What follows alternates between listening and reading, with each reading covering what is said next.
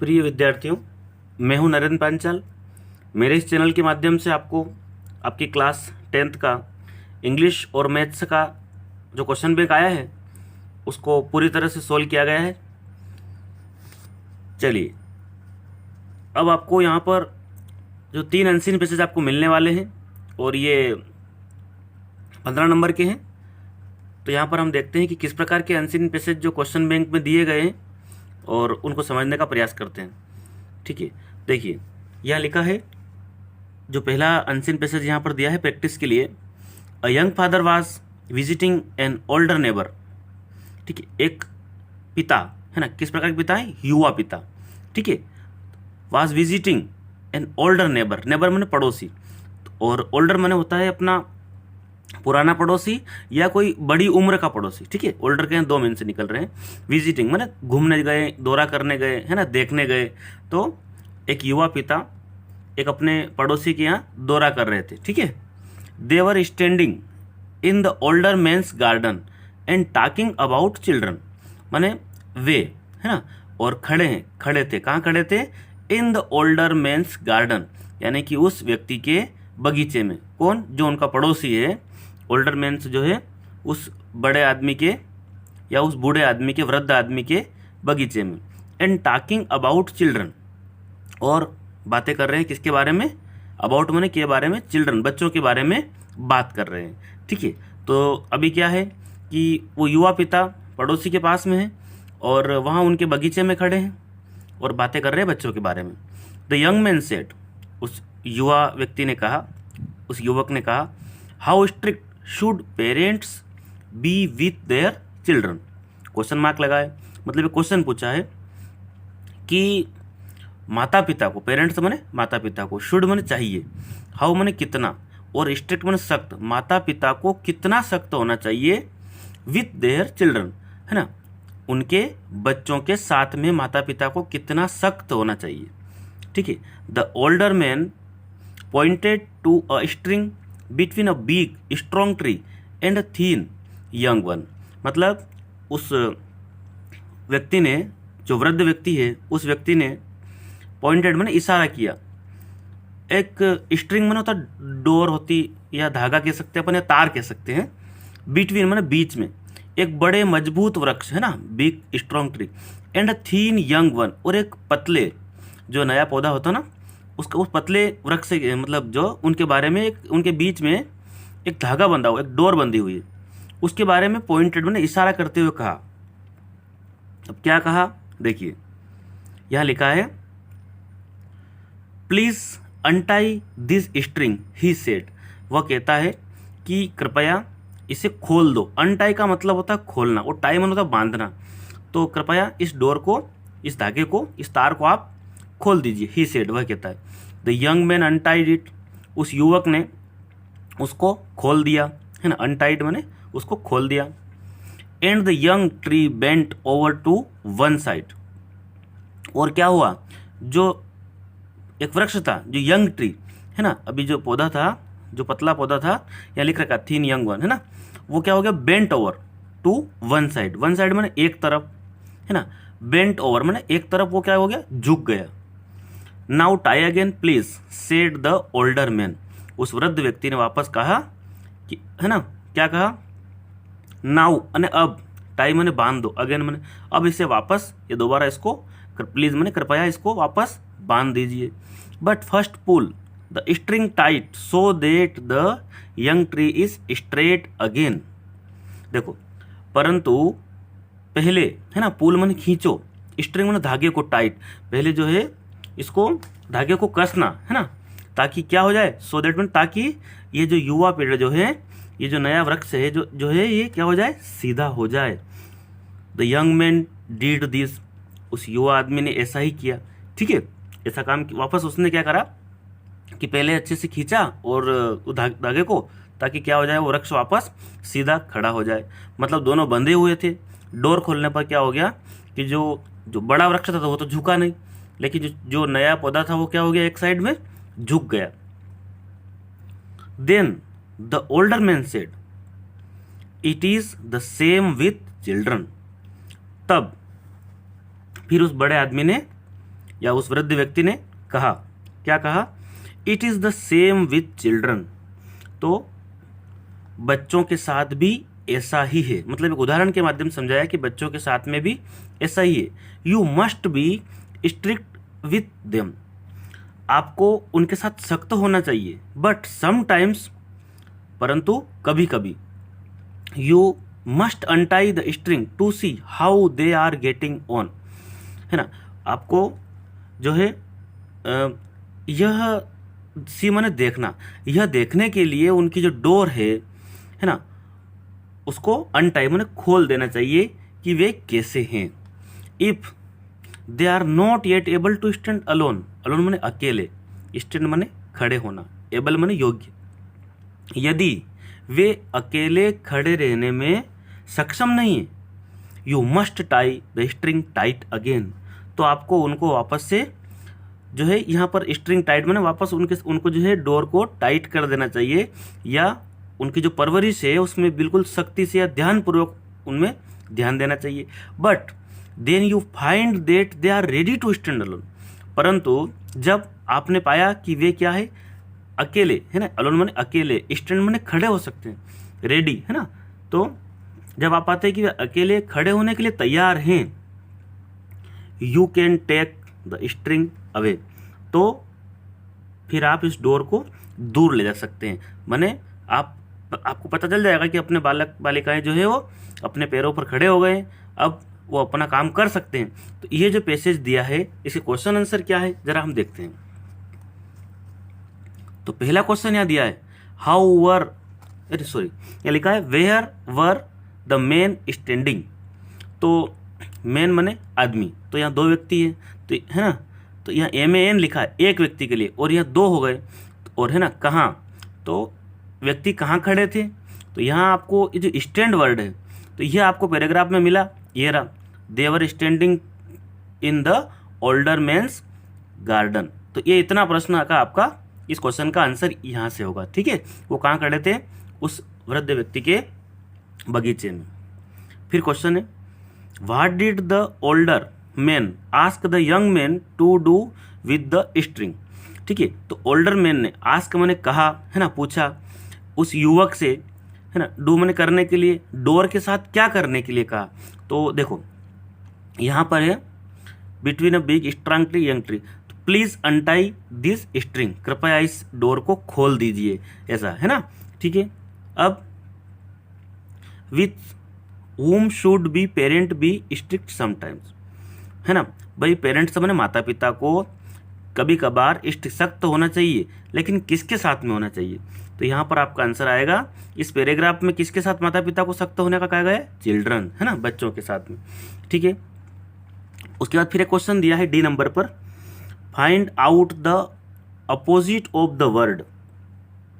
Opposite माने होता है उल्टा, या एंटोनिम माने भी क्या होता है, उल्टा, वर्ड है ना, शब्द।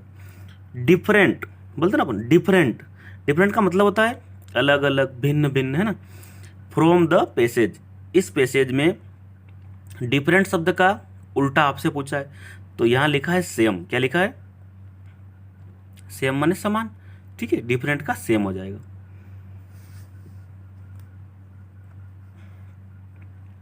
वेन, फिर देखो ई नंबर पर, fill in the blank, fill मन भरिए, ब्लैंक माने खाली को, है ना, खालिस्तान को भरिए, with the correct alternative. When the young man untied, जब, वेन माने जब, युवा व्यक्ति ने, जो युवा पिता ने अनटाइड द स्ट्रिंग, उस डोर को, उस धागे को, उस तार को जब खोला, द यंग ट्री, तो युवा पेड़ क्या हो गया था, टू वन साइड, तो एक तरफ क्या हो गया था वो, वन ने एक और साइड में तरफ, fell down, bent over, stood straight, या डिडंट बेंड, है ना, तो वो क्या हो गया, झुक गया था, तो बेंट ओवर हो गया था, गिरा नहीं था, है ना, तो क्या हो गया था वो, बेंट ओवर। यहाँ पर एक वर्ड है तो आपको ये मिल जाएगा। इस पैसेज को आप 2 से 3 बार पढ़ेंगे तो निश्चित तौर पर आपके 5 जो है यहाँ क्वेश्चन सही हो सकते हैं, ठीक है। अब इसके क्वेश्चन जो है मैं आपको यहाँ बता रहा हूँ, आप इसमें देख के इसको तैयार कर सकते हैं, ठीक है। इसका स्क्रीनशॉट भी आप ले सकते हैं, वीडियो को रोक करके आप उसको अपनी नोटबुक में उतार सकते हैं। देखिए अनसीन पैसेज 2 जो है of man's earliest invention we know very little. मतलब इन्वेंशन माने आविष्कार है ना, खोज। वी नो वेरी लिटिल, हम जानते हैं बहुत कम, है ना, बहुत थोड़ा जानते हैं। अर्लीस्ट माने शुरुआती जो है खोज है, उस आविष्कार के बारे में हम बहुत कम जानते हैं। किसकी? तो मनुष्य की शुरुआती जो आविष्कार है उसके बारे में हम कम जानते हैं। The first may have been the use of a stone to crack a नट।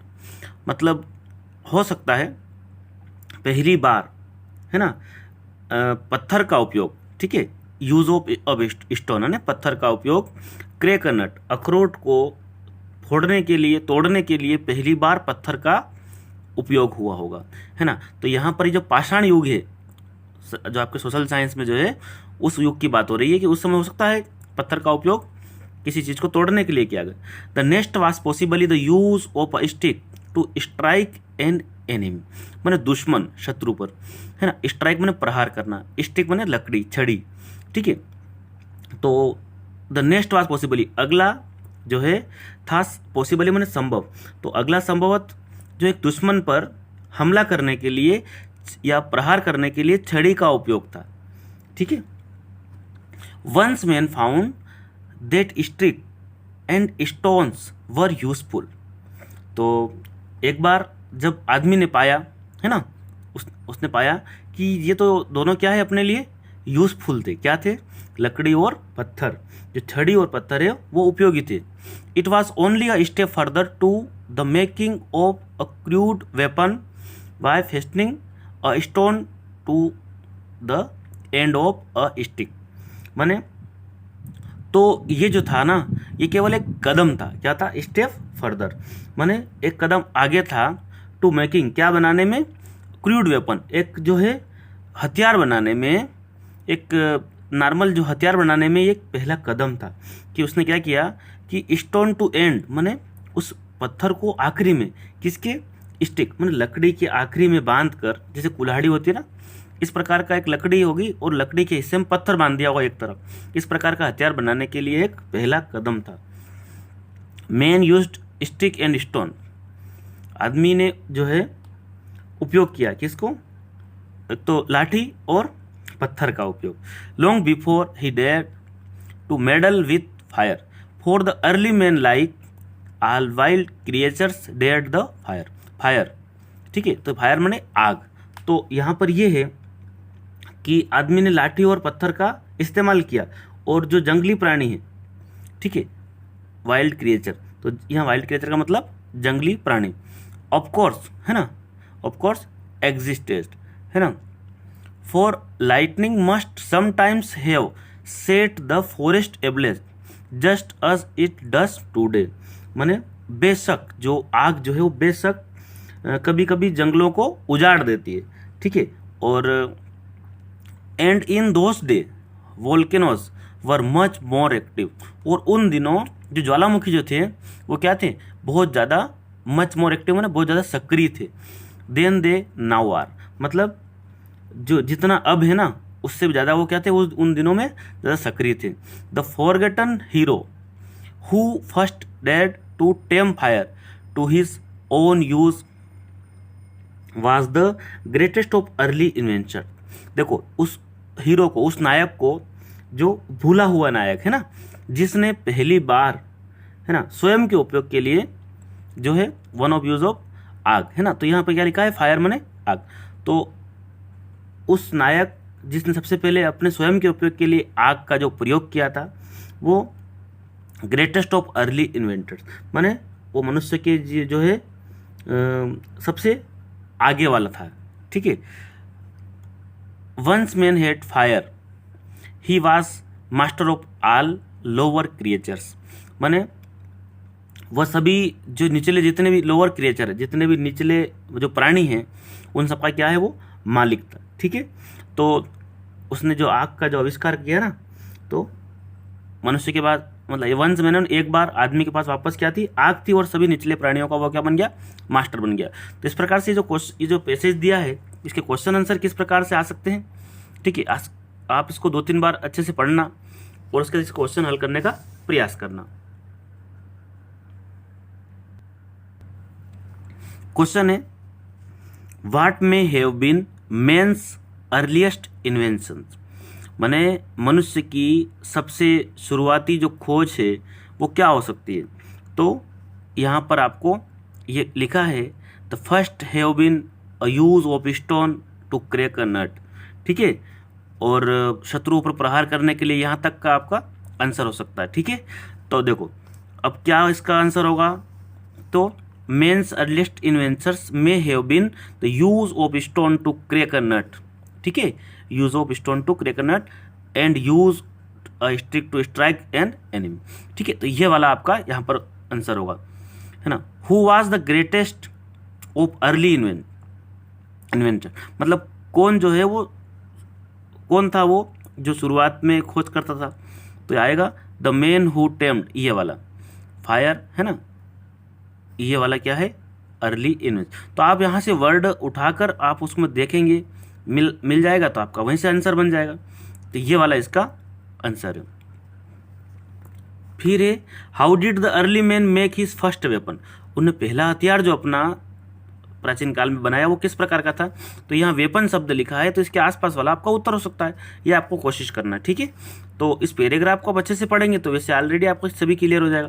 देखो, the early man made the first weapon, पहला हथियार, by fastening a stone to the end of sticks, है ना, उस छड़ी के आखिरी छोर पर बांधकर उसको पहला हथियार के तौर पर, है ना, उपयोग किया गया पत्थर को।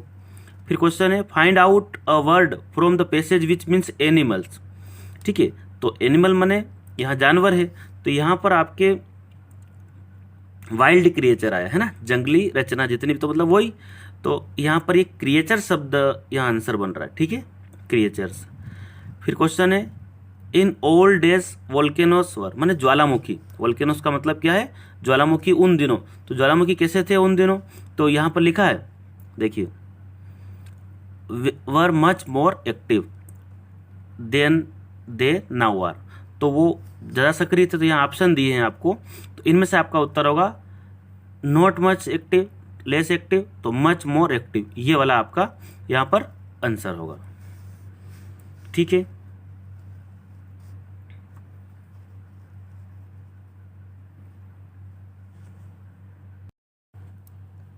अनसीन पैसेज थर्ड, है ना, ठीक है। Read the following passage carefully and answer the question given below it, माने देखो यहाँ स्पष्ट लिखा है कि पैसेज को आपको केयरफुली ना, सावधानी पूर्वक, ठीक है ना, रीड माने पढ़ो पैसेज को सावधानी पूर्वक, है ना, दिए गए पैसेज को, और answer the question given below, नीचे दिए गए प्रश्नों के उत्तर दीजिए। देखिए, there seems to be a general opinion in this country that Sardar Patel was slightly of harsh and rough temperament, माने जनरल माने सामान्य तौर पर, या है ना, ओपिनियन मन राय, आम राय है देश में, ठीक है, देश में आम राय है, ठीक है, क्या आम राय है, क्या लोगों का मत है कि सरदार पटेल जो है वो थोड़े जो कठोर और उग्र स्वभाव के थे, ठीक है। तो देश में एक सामान्य बात है कि सरदार पटेल जी थोड़े से उग्र और कठोर स्वभाव के थे। Main called him the iron man of India, लोग जो है उन्हें भारत का लौह पुरुष कहते थे। ही वॉज नो डाउट, वहां कोई संदेह नहीं था, an iron man in the sense that one could relay on him for strict and efficient administration, माने एक लौह पुरुष इस अर्थ में कि कोई जो है उन पर भरोसा कर सकता था, काय के लिए कि स्ट्रिक्ट एंड इफिशिएंट एडमिनिस्ट्रेशन, माने सख्त और कुशल प्रशासन के लिए कोई भी उन पर भरोसा कर सकता था, ए लौह पुरुष के रूप में। बट एज अ मैन, लेकिन एक व्यक्ति के रूप में, to those who had the good fortune of coming into close contact with him, परंतु वह जो उनके निकट, जो क्लोज कॉन्टेक्ट में, निकट संपर्क में जो आने का, जिससे गुड फॉर्चून, जो सौभाग्य प्राप्त होता था वह व्यक्ति, तो ही वॉज काइंड एंड कॉन्सिडरेट, तो वह क्या थे, उस व्यक्ति के साथ में वो दयालु और विचारशील थे, ठीक है। एट टाइम, और समय पर, he even become emotional where he his personal friends and followers were concern, माने वो समय पर भावुक हो जाते थे जहाँ उनके निजी दोस्त और अनुयायी उससे चिंतित होते थे।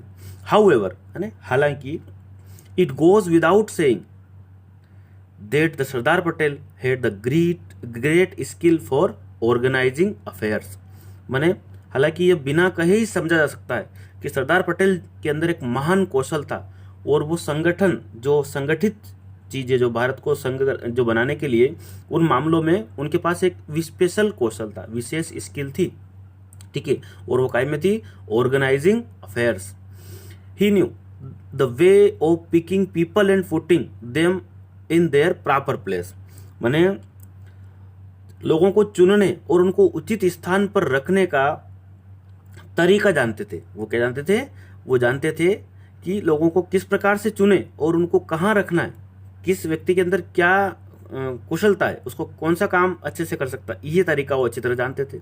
Once he judged a man and found him correct, जब एक बार उन्होंने किसी को चुन लिया या एक व्यक्ति को जज कर लिया और पाया कि ये व्यक्ति करेक्ट माने सही है, ही ट्रस्टेड हिम फुली, तो वो उस पर पूरा भरोसा किया उन्होंने। It got him to do anything, और उसे कुछ भी करने को कहा, ही वांटेड, जो वह चाहता था। मतलब जब उन्होंने आदमी को जज किया और सही पा लिया कि ये व्यक्ति सही है, तो उस पर पूरा भरोसा किया और उसे कुछ भी करने को कहा कि जो वह चाहता है।